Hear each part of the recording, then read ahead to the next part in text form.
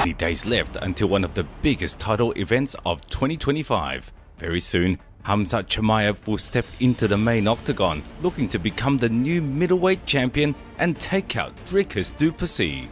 Nobody's ever beaten Robert Whittaker that couldn't call themselves world champion. Very interesting stat. He's never lost to a guy that wasn't world champion. Now, there's one exception, which is Chimaev, but his opportunity's coming up. All right, great.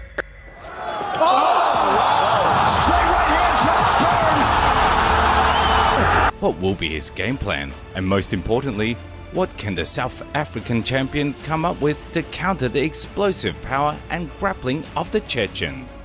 What do you think, guys? How I done with Rob took him down. So if Rob took him down, so there is salam alaikum.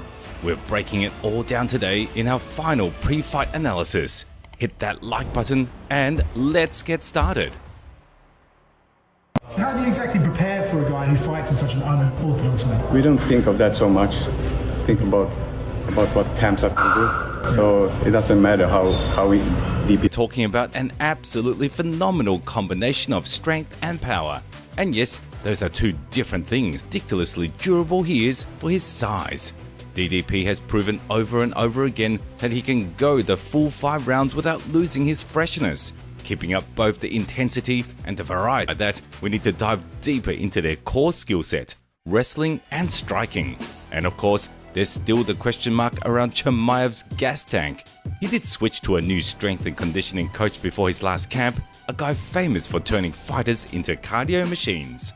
But until we see it in action, I'll keep everyone in fear. But his tools are more than effective. He's got the basics, heavy overhands, stiff power jabs and slicing hooks in close range, often chained into level changes or clinch entries. Fast low kicks are there too.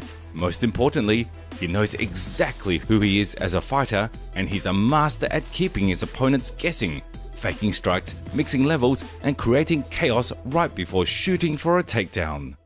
Plessis and chaos also go hand in hand, but in a very different way. He's constantly improving and adding to his already deep arsenal, unleashing unpredictable attacks that keep opponents completely off rhythm.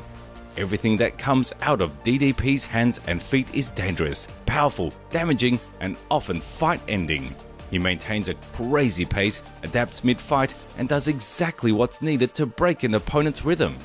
So, if we look purely at the stand-up game, which is possible, or getting the fight to the mat ASAP, otherwise he risks eating damage from every range for as long as the fight lasts. Bro, when somebody laying down on the match, it's how weird you are. You're on the ground, bro. And ground and pound submissions, bro, they don't care.